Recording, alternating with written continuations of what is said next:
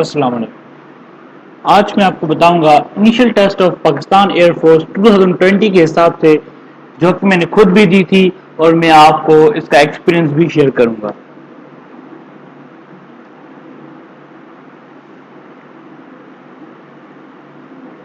सबसे पहले हमें रजिस्ट्रेशन करनी पड़ती है।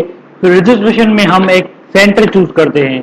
जब हमारी तारीख आ जाती है तो फिर हमें किस उस सेंटर के ऊपर जाना पड़ता है। फिर उधर पहला जो स्टेप होता है वो वेरिफिकेशन ऑफ डॉक्यूमेंट्स होता है, फिर इंटेलिजेंस टेस्ट होती है, फिर एकेडमिक टेस्ट होती है, फिर मेडिकल टेस्ट होती है, फिर लास्ट में इंटरव्यू होता है। सबसे पहले रजिस्ट्रेशन करनी पड़ती है। जब भी पाकिस्तान एयरफोर्स की रजिस्ट्रेशन स्टार्ट होती है तो हमें इस वेबसाइट पे जाना चाहिए www.joinpf.government.pk। इधर फॉर्म लगा होता है। फॉर्म फिल करने के बाद हमारे पास स्लिप आ जाती है, एग्जाम स्लिप, जो जिसको हम रजिस्ट्रेशन स्लिप भी कहते हैं। वो हमें प्रिंट करनी होती है। वो स्लिप कुछ इस तरह होती है। उसी स्लिप पे ही टेस्ट डेट लिखा होता है, जो कि हमारी टेस्ट की तारीख होती है। फिर होता है वेरिफिकेशन ऑफ डॉक्यूमेंट्स। जब हमारी टेस्ट की तारीख आ जाती है तो फिर हम उधर सेंटर पे जाते हैं। तो पहला जो स्टेप होता है वो वेरिफिकेशन ऑफ डॉक्यूमेंट्स होता है। उधर सबसे पहले रजिस्ट्रेशन स्लिप लानी पड़ती है।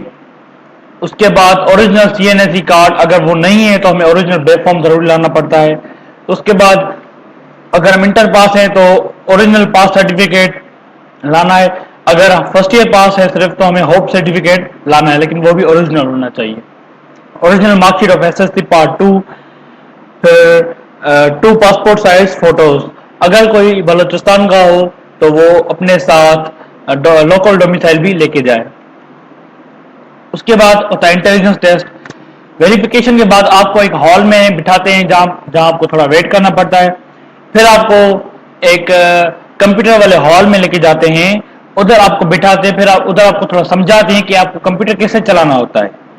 फिर उधर आपको जब टेस्ट स्टार्ट करते हैं तो पहली जो टेस्ट होती है वो इंटेलिजेंस टेस्ट होती है, जिसमें वर्बल और नॉन वर्बल MCQs होते हैं। इंटेलिजेंस के MCQs होते हैं। टोटल MCQs 100 होते हैं और टाइम 35 मिनट्स होता है। तो इसमें स्किप सिस्टम भी है। इसका मतलब जब आपको कोई भी MCQ नहीं आ रहा तो आप उसको स्किप कर सकते हैं। स्किप कर करके लास्ट में आपको वो क्वेश्चन बताते हैं कि आपके ये क्वेश्चन स्किप हो चुके हैं, फिर आप लास्ट में उनको हल कर सकते हैं। ये बेहतरीन तरीका है, आप उसको स्किप कर सकते हैं।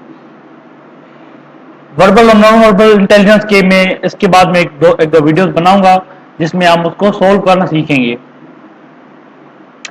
उसके बाद होता है, जैसे ही इंटेलिजेंस टेस्ट खत्म होती है उसी वक्त सिर्फ 5 मिनट का आपके पास वक्त होता है, आपकी एकेडमिक टेस्ट स्टार्ट होती है। एकेडमिक टेस्ट में 2 पार्ट होते हैं, एक फिजिक्स की होती है, उसके बाद एक इंग्लिश की होती है। तो जो फिजिक्स की टेस्ट होती है उसमें आपके पास टोटल MCQ 75 होते हैं और टोटल टाइम 40 मिनट्स होता है। टाइम तो अच्छा है इसमें। उसके बाद होती है इंग्लिश, उसमें टोटल MCQ 100 होते हैं और टोटल टाइम होता है 40 मिनट्स।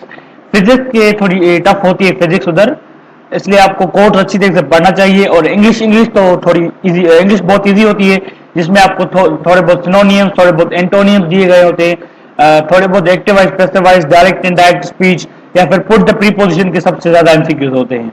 इंग्लिश इजी होती है, फिजिक्स थोड़ी टफ होती है, इंटेलिजेंस टेस्ट भी बिल्कुल इजी होती है। अगर आप इंटेलिजेंस टेस्ट भी फेल कर लेंगे तो आप उधर ही निकाल देंगे सेंटर से। जैसे ही आप टेस्ट अपनी सबमिट कराएंगे उधर लिखा होगा लास्ट में कांग्रेचुलेशन या फिर सॉरी। अगर सॉरी लिखा है इसका मतलब आपने टेस्ट फेल कर दिए, फिर आपको उधर से निकलना पड़ेगा, आपको निकाल देंगे उधर से। अगर जैसे ही कांग्रेचुलेशन लिखता है फिर इसका मतलब आप दूसरे स्टेप पे जाएंगे। जैसे इंटेलिजेंस में कांग्रेचुलेशन लिखा हुआ है तो आप एकेडमिक टेस्ट लेंगे, फिर एकेडमिक टेस्ट में भी फिजिक्स में भी कांग्रेचुलेशन, उसके बाद इंग्लिश में।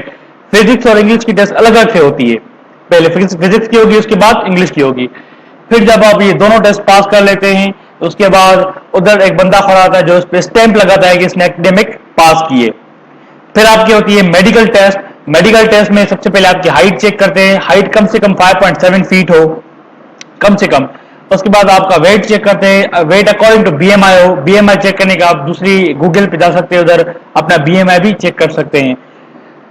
और जो नी नॉकिंग बिल्कुल नहीं होनी चाहिए। नी नॉकिंग होगी तो आपको मेडिकल अनफिट कर देंगे, फिर आपको उधर से निकाल देंगे। उसके बाद चेस्ट, वो आपकी चेस्ट चेक करते हैं कि चेस्ट एटलीस्ट 79 सेंटीमीटर हो। उसके बाद आपको वो कहेंगे कि सांस ले, बड़ी बड़ी सांस ले। फिर एक्सपेंशन के ऊपर 84 सेंटीमीटर आपकी चेस्ट होनी चाहिए जरूरी। उसके बाद आईसाइट का मसला करते हैं। अगर आप जीडी पर डिपार्टमेंट लिया है तो आपके आईसाइट 6/6 का मतलब फुल सही हो, बिल्कुल सही हो आईसाइट।